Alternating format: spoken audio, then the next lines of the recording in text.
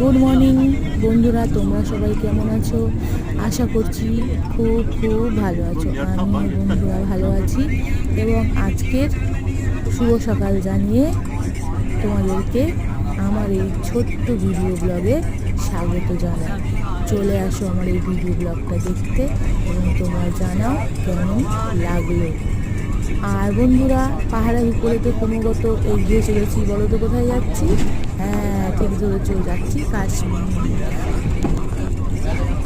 দেখতে পাচ্ছ এই রাস্তার পাশ দিয়ে কি নদী বলো তো? তোমরা দেখতে পাচ্ছ নীল জল, এত গভীর আর এত উঁচু দিয়ে আমাদের বাসটা যাচ্ছে। এই তো মনে মনে ভয় লাগছে, মনে হয় পড়লাম।